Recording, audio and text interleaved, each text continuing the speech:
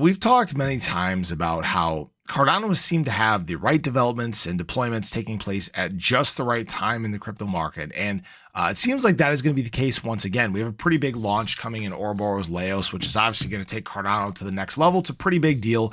And some things that have happened over the last 24 hours have shown us that the door has been left wide open, that Cardano can still become the most dominant blockchain in the entire crypto market because of some of these inadequacies that still exist. And I want to show this to you guys. It's very, very important. So if you are new or haven't already, show your support for the channel down below. Hit that subscribe button, that bell. It's free to do. It'll keep you updated anytime there's new content live here on the channel. So I've talked about this since all the way back in the depths of the bear market cycle that, big DeFi adoption typically does not happen until later on in market cycles. That's when you start to see the shift from centralized exchanges to DeFi, when you see people utilizing DeFi protocols and using decentralized exchanges a lot more. That just tends to be how it works. And obviously we're talking now about, governments and enterprises utilizing blockchain tech.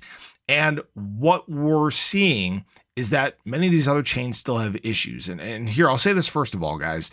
Many people have complained about Cardano DeFi and, don't think it has enough users, think that we need more stable coins, more liquidity. And guys, I get it, right? I want more liquidity. I want, access to some of this liquidity from other blockchains, and it's coming. Okay, you have to remember that this is a decentralized blockchain. It's done very differently than the other centralized blockchains in the space. We don't have a single entity that can just say, yeah, we're going to drop, $20 million or $100 million to get said stable coin in here. And that's the end all be all. Okay.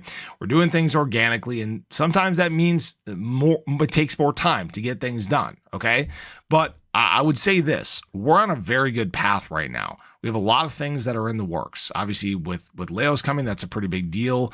Midnight launch coming down the pipeline as well. That's a pretty big deal. And that's going to obviously allow us to tap into liquidity from other ecosystems as well. We have Bitcoin OS coming. I know some people have complained about that. But guys, there's so many things right now that have the ability to accelerate Cardano to where it can be the most dominant blockchain in the space. And the crazy thing about this is we've been talking about this for about 3 years now.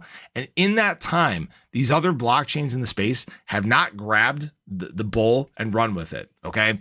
For example, we obviously know that the World Liberty Financial Token launch took place yesterday, and there was a claim that was associated with this. And this actually caused Ethereum to spike to where transactions were over $20 per transaction. Now, for those that were around last market cycle and used Ethereum, that weren't around, I guess, there were times where Ethereum had $100 to $1,000 plus transaction fees.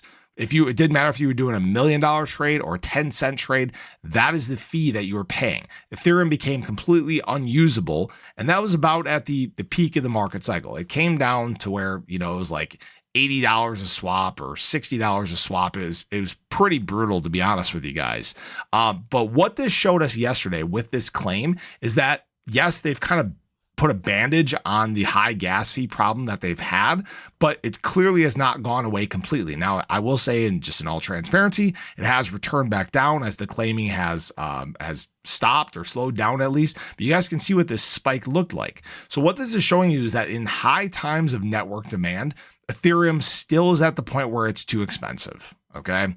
That is where obviously Cardano has a huge leg up in the competition because it's still cheap to use. And it's going to become more scalable. It's going to become even cheaper to use. That's the awesome thing about this, guys.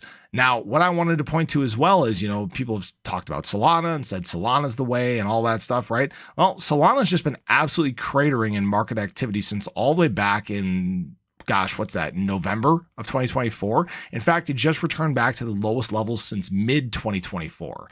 So you're watching a huge a huge regression in the Solana blockchain. And right now, I don't think people know what chain is really going to, exceed which one is going to become that chain that does it all.